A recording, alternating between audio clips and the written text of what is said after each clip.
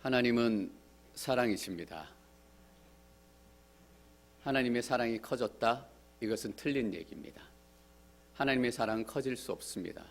왜냐하면 처음부터 하나님께서는 100% 사랑하세요. 그래서 하나님은 많이 사랑하신다라고 얘기하지 않고 성경은 하나님은 사랑이시다라고 얘기해요. 사람들의 사랑 그렇지 않습니다.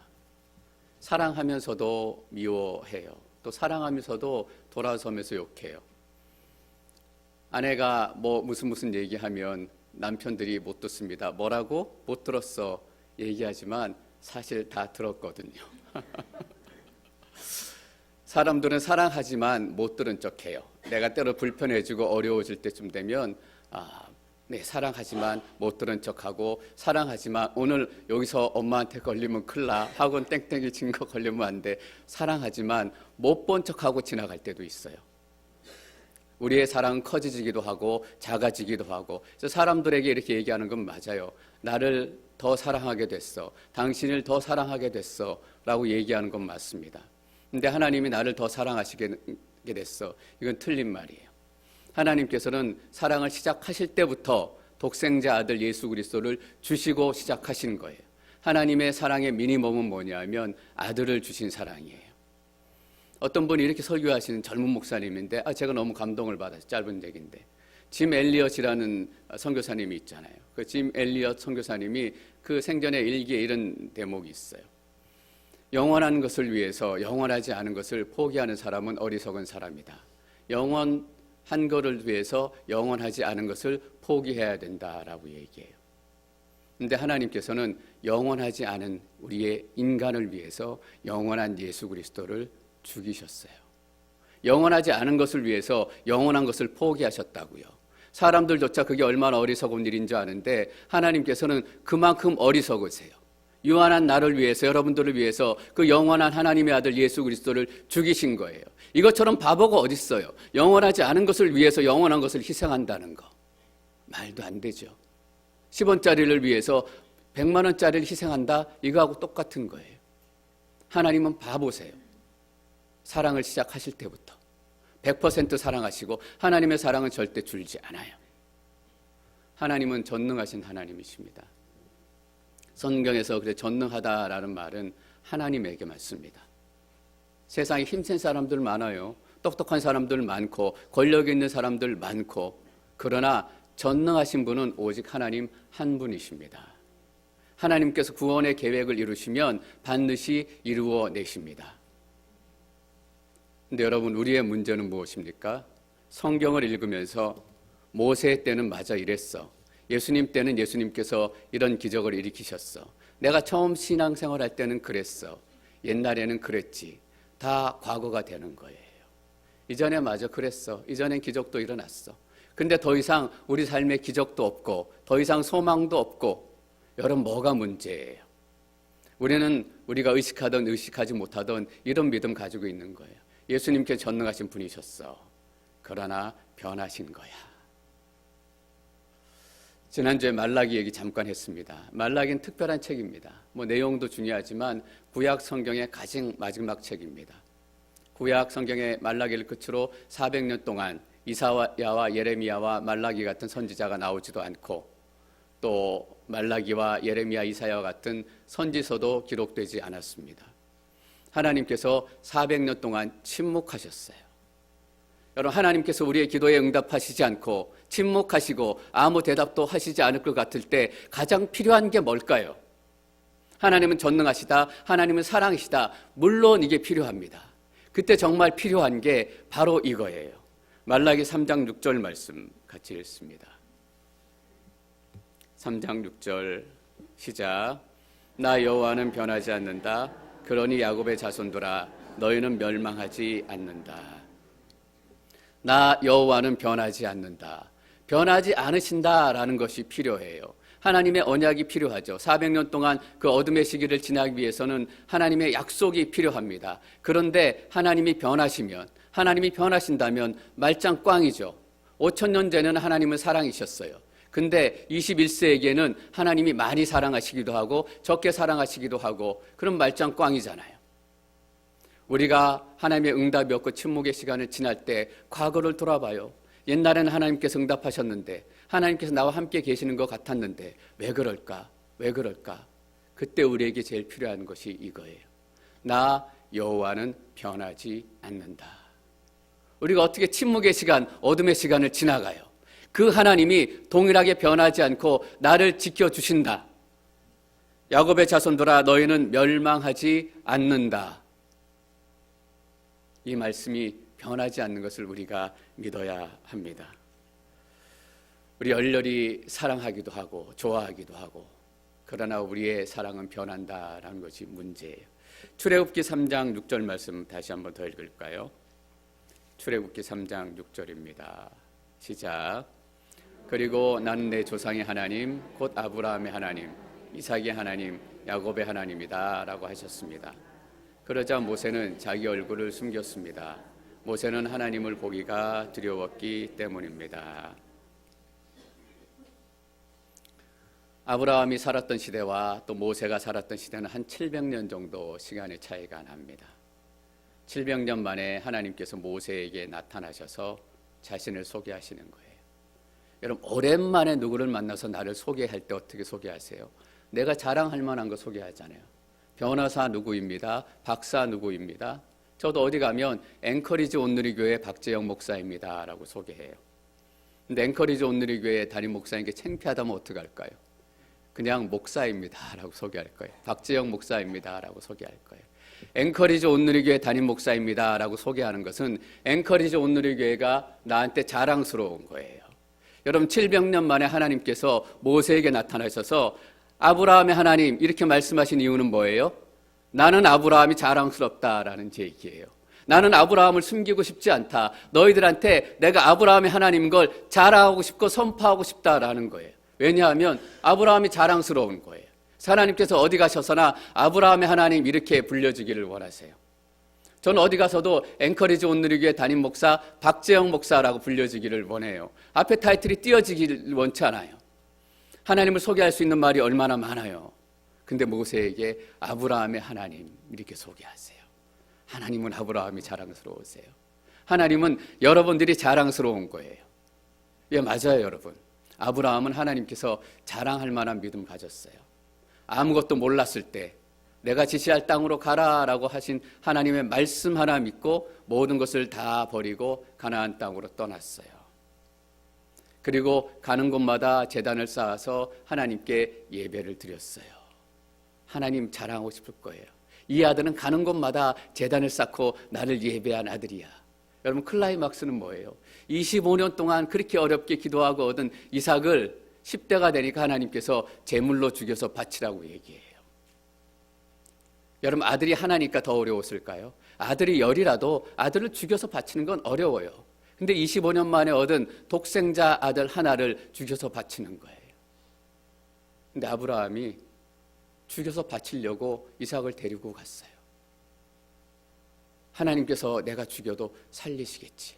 하나님께서 하나님의 방법으로 어떻게 하시겠지. 뭔지는 잘 모르지만 하나님의 말씀을 믿은 거예요. 그리고 하나님 말씀에 순종하려고 한 거예요. 그래서 죽이려고 하니까 그때 하나님께서 됐다라고 얘기하시면서 제물을 보내주세요. 여러분, 이 정도면 하나님 자랑하실 만하죠. 아브라함의 하나님. 근데 아브라함의 인생에 이것만 있어요? 아니에요. 조금만 어려움이 찾아오면 아브라함은 쉽게 흔들렸던 사람입니다. 가나안 땅에 심한 기근이 오자 하나님께 정해준 땅을 벗어나가지고 이집트로 도망가죠. 도망가서 자기가 죽을까 봐 아내 사라를 여동생이라고 속이고 이집트 왕에게 보내고, 이게 한 번뿐인가요? 그런 사건이 2번이나 있었어요. 보니까 하나님이 아들 주신다라고 말씀하셨는데 사라 상태로 보니까 안 되는 것 같아요. 하갈이라는 여자를 얻어서 대신 아들을 낳잖아요. 그리고 이것의 클라이막스는 언제입니까? 아브라함이 99살 때, 사라가 89살 때 하나님께 천사를 보내셔서 내년 이맘때쯤 아들이 있을 것이다 라고 얘기하시니까 속으로 둘 다 비웃잖아요. 그런 아브라함의 모습이 있었다고요. 우리는 어떤 사람하고 관계를 얘기할 때 이렇게 얘기합니다. 언제까지는 친했었는데 언제부터는 사이가 나빠졌어. 그리고 언제부터 사이가 좀 좋아졌어. 하나님은 그렇게 얘기하지 않아요. 그냥 나는 아브라함의 하나님이다. 나를 피해서 도망갈 때는 아브라함의 하나님이 아니고 이삭을 제단에 바칠 때만 아브라함의 하나님이다 라고 말씀하시는 것이 아니라 나는 아브라함 전체 인생의 하나님이다. 전 인생이 나는 자랑스럽다라고 얘기하는 거예요. 여러분의 믿음의 상태가 지금 어떤지 모르겠어요. 내가 이 상태로 하나님 앞에 나와서 기도할 수 있을까? 이 마음으로 하나님을 찬양할 수 있을까? 지난 일주일 동안 사람들하고 욕했고 제 가운데 있었고 도무지 하나님 기뻐하시는 삶이라고는 없었는데 하나님께서 나를 벌하실 거야. 여러분, 하나님께서는 여러분들 자랑스러워하세요. 왠지 아세요? 지금은 우리가 그렇게 죄 가운데 있지만 우리 삶에도 언젠간 이삭을 죽이는 것처럼 우리의 삶을 제단에 놓고 죽이게 될 믿음의 그 시간이 올 거라는 걸 하나님께서 알고 계시기 때문이에요. 하나님은 변치 않는 하나님이세요. 지난주에 어떤 분 신방 갔다가 미국 이민 오셨을 때 처음 지내셨던 그 시간들 이렇게 들었어요. 어떻게 실제로 그런 일이 있을 수 있을까? 페어뱅스 1970년도에 그렇게 추웠을 때 그냥 비행기 타고 무조건 내려가지고 아는 사람도 없고 잘 데도 없고 그냥 공항에 내리셔가지고 미국 사람 지나가길래 무조건 다운타운에 좀 내려주십시오라고 얘기해서 다운타운에 내렸는데 다운타운에 내려본들 아는 사람이 있겠어요? 잘 데가 있겠어요? 공항에 서 있는 거나 다운타운에 서 있는 거나 그 추운 겨울에 서 있는 거는 매 한 가지. 한국 사람인가 하고 말 걸어보면 한국 사람 아니고 근데 찌그러진 차 타고 가는 어떤 사람이 섰는데 한국 사람이. 그래서 그날 밤 묵을 곳을 찾고 그게 시작이 돼서 시간이 흘러서 지금까지 이곳에 사시게 된 거예요. 하나님 왜 내 기도 듣지 않으시는가? 요즘에 하나님이 나에게 멀리 계신 것 같아요. 여러분 그렇지 않아요. 하나님께서는 그때 그 추운 겨울에 함께 하셨고 지금도 동일하게 함께 하세요.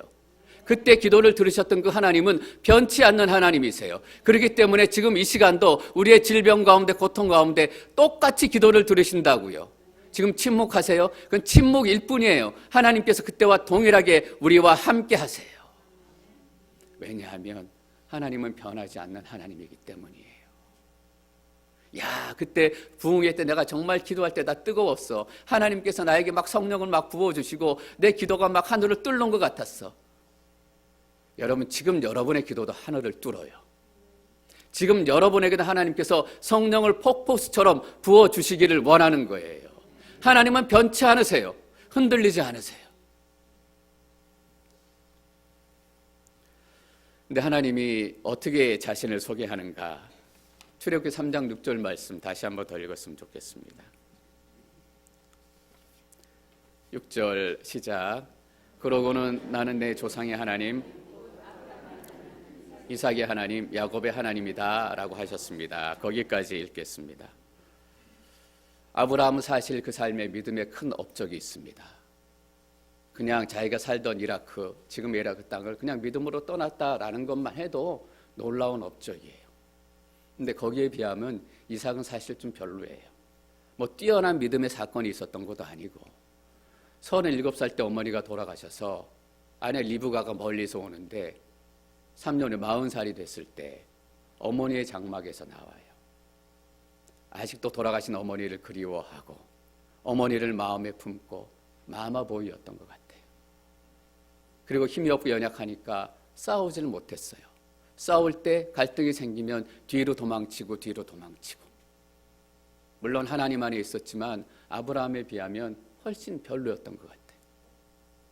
그런데 하나님은 이삭의 하나님이다. 여러분 야곱은 어때요? 야곱은 더 훨씬 별로였죠. 뒤꿈치 잡고 나온 사람. 이름처럼 평생을 그렇게 살았잖아요. 뭔가 잡아보려고. 아버지가 형 에서만 사랑하니까 아버지의 사랑을 어떻게 한번 얻어볼까. 뒤꿈치 잡는 것처럼 아버지의 사랑을 잡기 위해서 평생토록 쫓아다니다가 결국 아버지가 사랑하지 않으니까 아버지를 속여서 형 에서에게 갈 재산과 축복을 빼앗아요. 그리고 그 일 때문에 20년 동안 집에서 도망 나와서 삼촌 집에 있잖아요. 삼촌 집에서는 어때요? 사랑하는 여인을 하나 얻기 위해서 14년 동안 뒤꿈치를 잡는 마음으로 노동을 하고 삼촌한테 아부하고 쩔쩔매고 삼촌이 봉급을 제대로 안 줘요. 재산을 좀 마련해 보려고 삼촌한테 갖다 달래고 얼르고 그래도 안 주니까 그것을 빼앗아 오기 위해서 이 방법도 쓰고 저 방법도 쓰고 그것뿐이겠어요. 요셉만 사랑해가지고 형들이 요셉을 죽이게 만들고 이집트에 팔게 만들고 그게 형들만의 잘못이겠어요. 야곱의 양육이 잘못된 거잖아요. 이삭에 비하면 야곱은 훨씬 못하다고요. 우리 같으면 이렇게 얘기할 거예요. 나는 아브라함의 하나님이다 하고 자랑스럽게 얘기하고 혼낼 거예요. 근데 하나님 뭐라고 얘기하세요? 아브라함의 하나님이다, 이삭의 하나님이다, 야곱의 하나님이다. 이삭이 좀 못하지만 그래도 나는 이삭이 사랑스럽다. 야곱이 좀 못하지만 나는 그래도 야곱의 하나님이 될 것이다. 여러분, 두 형제가 있다라고 한번 가정을 해볼게요. 큰 아들 이름은 스티브예요. 둘째 아들은 이름이 폴이에요. 근데 큰 아들은 공부도 잘하고 성실해서 하버드 대학 나와가지고 그 좋은 학교에 나와가지고 좋은 회사에 임원으로 있어요. 근데 둘째 아들은 별론 거예요. 학교 다닐 때도 빌빌거리더니 공부도 안 하고 자기 마음대로 하더니 칼리지도 안 가고 취직도 제대로 안 하고 그냥 매일 용돈이나 얻어쓰고 그냥 빌빌하게 살아가요. 그런 어머니가 밖에 나가서 자기 자신을 소개해요. 그때 뭐라고 소개하겠어요? 나 스티브 엄마예요. 이렇게 얘기한다고요. 폴 엄마라고 얘기하잖아요. 폴이 낮에 집에 있는데 손님들이 찾아오고 집사님이 찾아왔어요. 뭐라고 얘기해요? 창피하니까 방에 좀 들어가 있어라. 근데 하나님은 그렇게 하지 않으세요. 박지영 목사 창피하니까 방에 좀 들어가 있어라. 너가 그러고도 집사냐? 창피하니까 들어가 있어라. 그렇게 얘기하지 않고 하나님께서는 분명히 얘기하세요. 700년 만에 나타나셔서 자신을 소개하시는데 나는 아브라함의 하나님이다, 이삭의 하나님이다, 야곱의 하나님이다. 왜 모세에게 이런 얘기 하실까요? 왜 모세에게 아브라함의 하나님, 이삭의 하나님, 야곱의 하나님 이렇게 얘기하실까요? 그 다음에는 네 이름 들어갈 자리다라는 거예요. 모세의 하나님 될 거다. 박재영 목사의 하나님 될 거다.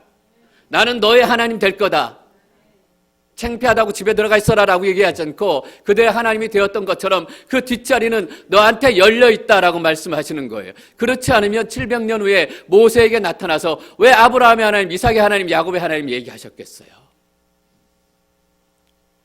그 자리 이제 네가 들어갈 자리다.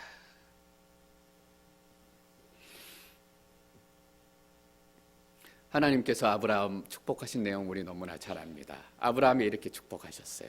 창세기 12장 1절 말씀 함께 읽습니다.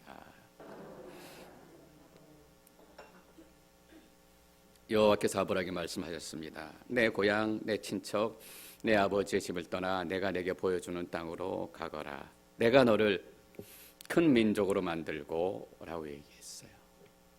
여러분, 이것은 아브라함에게 주신 하나님의 축복입니다. 하나님은 말로만 그러신 하나님 아니에요. 이 축복을 누구에게 동일하게 주세요?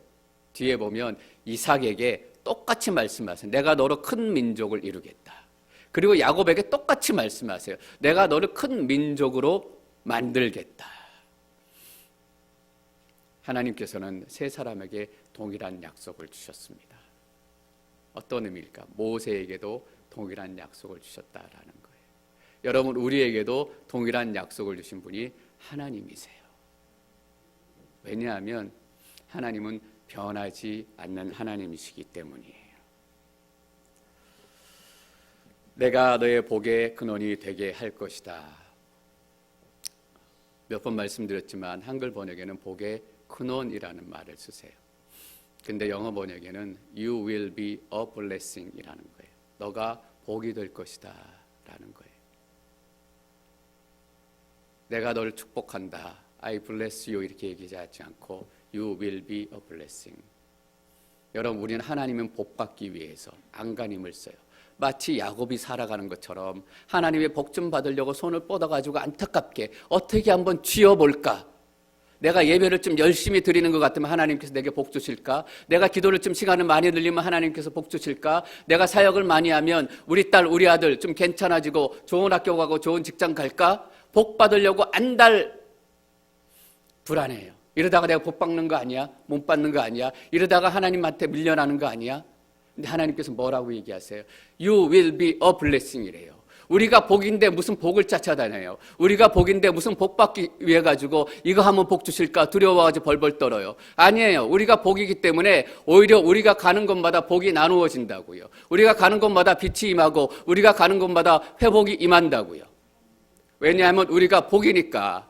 여러분 복 받으려고 안달하지 마세요. 그래서 이방인들이 하는 것이라고 예수님 말씀하셨어요. 이방인들이라 복 받으려고 주문 많이 외우고 상처 내고 우리는 그렇게 안달하며 사는 사람들 아닙니다. 우리는 우리 자신이 복이에요. 여러분들이 가는 곳마다 복이 넘쳐나요. 다툼이 있고 갈등이 있었던 그 관계 가운데 여러분이 함께하니까 화해가 일어나고 회복이 일어나고 그런 일들이 일어나죠. 깊은 병에 걸렸는데 함께 가서 눈물로 기도하고 함께 손잡고 함께 안고 그 병이 낫죠. 가난하고 어려운 사람들이 있었는데 나도 힘들고 어렵지만 밥 한 그릇 해가지고 따뜻한 국 한 그릇 끓여가지고 그 집사님의 댁에 갔더니 그 집사님이 그 어떤 순간보다 행복해하세요. 여러분 왠지 아세요? 여러분들이 복이기 때문입니다. 전 여러분들이 그런 복을 충만하게 누리셨으면 좋겠습니다. 제가 EM 예배 때도 잠깐 나눴었는데 제 딸 비키가 지난년 8학년, 9학년쯤 된 것 같아요. 제 딸의 생일 때 제 딸의 친구가 생일 축하 카드를 쓴 내용이에요. 이렇게 잔뜩 썼는데 그 중에 제 한 대목만 좀 읽어드릴게요. 이렇게 제 딸에게 썼습니다. 나는 내가 너를 얼마나 사랑하고 존경하는지 알려주고 싶어서 이 카드를 쓴다. 너한테 말로 하는 것보다 이렇게 글로 쓰는 게 더 쉬울 것 같아서 나는 말 그대로 하나님이 아주 다양한 방법으로 너를 통해서 일하시는 것을 보았다. 그게 얼마나 내가 하나님께 나아가는데 큰 도움이 됐는지 너는 모를 거야. 우리가 친해지고 친구가 된 이후에 줄곧 너는 내 삶에 큰 영향력을 미쳤어. 너는 너무 아름다운 사람이야. 너가 그걸 알았으면 좋겠어. 나도 너처럼 이기적이지 않고 사랑하는 사람이 되고 싶은 소망이 있어. 너는 나에게 정말 좋은 친구 그 자체야. 그리고 너가 알고 있는 것보다 훨씬 더 많이 내가 너에게 감사하는 걸 알아줬으면 좋겠어. 저는 제 딸 알아요. 제 딸이 가서 뭐 특별한 일 하지 않았을 거예요. 근데 왜 제 딸의 친구가 이런 얘기를 했을까? 하나님 안에서 제 딸의 인생이 그냥 축복이었기 때문이에요. 제 딸의 이야기만이겠어요. 저는 목사이지만 제가 능력이 없고 제가 부족한 것이 많다라고 느낄 때가 너무나 많아요. 근데 하나님께서 나를 복으로 삼으셨으니 내가 가는 곳마다 내가 말씀을 전하는 곳마다 내가 하나님의 은혜를 전하는 곳마다 귀한 하나님의 역사가 나타날 거다라는 믿음이 있어요. 왠지 아세요? 내가 복이니까. 여러분 여기에 복덩이가 얼마나 있는지 한번 돌아보세요. 이런 경우를 복이 넝쿨째 굴러왔다라고 얘기하는 거예요. 여러분 우리는 넝쿨이에요.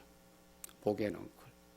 하나님께서 이 땅을 저주하시면서 엉겅퀴를 내시고 가시를 내셨어요.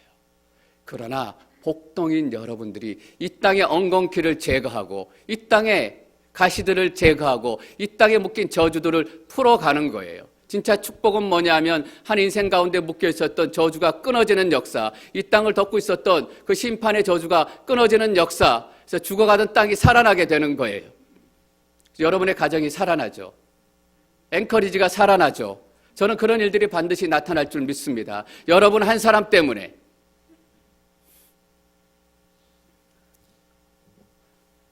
오늘 EM 예배에서 야곱의 얘기를 잠깐 나눴습니다. 야복강에서 야곱이 천사와 싸우잖아요. 씨름을 해요. 그때 야곱의 나이가 90세가 넘은 것 같아요. 그때 신체 조건이 어떤지 모르겠지만 90이면 지금이나 그때나 힘으로 뭘 하는 건 어려운 거예요. 근데 천사가 다 싸우고 나서 새벽에 하나님께서 야곱의 이름을 이스라엘로 바꿔주시죠. 그러시면서 이렇게 얘기하세요. 너가 하나님과 겨루어 이겼으니 내가 이제 너를 야곱이라 부르지 않고 이스라엘이라고 부르겠다라고 말씀하세요. 여러분 90 넘은 야곱이 그 천사를 어떻게 씨름해서 이겼겠습니까? 여러분 어떤 의미일까요? 내가 너한테 져줬다라는 거죠. 하나님이 어떻게 야곱하고 씨름하는데 질 수 있겠어요? 너가 하나님과 대적해서 겨루어서 이겼으니까 이 말은 내가 너한테 져줬다. 그래서 이스라엘이라는 이름으로 너를 부르겠다라고 말씀하세요. 여러분 이스라엘의 원래 뜻이 뭔지 아세요? 하나님께서 이기신다는 거예요. 하나님께서 싸우신다라는 거예요. 그런데 그렇게 얘기하지 않고 너가 하나님과 싸워서 이겼다라고 얘기하세요. 야곱은 처음에 진짜 자기가 이긴 거라고 생각했을 거예요. 근데 자기의 믿음으로 인생을 살아가면서 하나님께서 져주셨구나. 이스라엘이란 진짜 이름은 하나님이 이기신 거구나 라는 것을 알게 될 거예요. 여러분 왜 져주셨어요? 왜 져주셨어요? 하나님께서 야곱을 사랑하시기 때문이에요. 얼바인에 있을 때 한 청년의 결혼 이야기가 생각이 나더라고요. 자매를 결혼한다고 데리고 왔는데 부모님에게 소개를 시켜줬는데 그리고 얼마 있다가 부모님이 굉장히 오랫동안 반대하시더라고요. 한 3년 정도 제 기억에 반대하신 것 같아요. 근데 알고 보니까 자매가 2번이나 이혼을 했더라고요. 그렇죠. 부모님의 입장에서는 또 그런 마음 가질 수 있잖아요. 그게 뭐 얼마나 큰 힘이냐 이런 게 아니라 부모 마음에서는 또 아들이 치과 의사고 또 앞길도 있고 하니까 좀 더 좋은 이렇게 결혼했으면 좋겠다 그런 마음이셨던 것 같아요. 그래서 아마 저라도 이렇게 반대했을 수 있을 것 같아요. 근데 결국 결혼하더라고요. 우리나라 말에 이런 말 있잖아요. 자식 이기는 부모 없다. 왜 그 부모님들이 허락하시고 져주셨을까? 아들이고 사랑하기 때문입니다. 하나님께서 왜 야곱에게 져주셨을까? 야곱을 사랑하고 그 사랑이 야곱의 인생을 변화시킨다라는 것을 알고 계셨기 때문이에요. 왜 이 말씀 드리냐 하면 하나님은 변치 않는 하나님이시다라는 것을 말씀드리는 거예요. 야곱을 그렇게 사랑하셨던 하나님이 동일하게 이 시간 여러분들을 그렇게 사랑하십니다. 그리고 여러분의 아픔과 고통과 어려움 가운데 야곱을 그 인생에서 구원하셨던 것처럼 때로는 하나님께서 져주시는 것처럼까지 해서 야곱을 세워가셨던 것처럼 그렇게 하나님께서 여러분들을 세워가시고 여러분들의 가정을 세워가시고 여러분들의 삶을 세워가실 줄 믿습니다. 여호와는 변치 않는 하나님이십니다.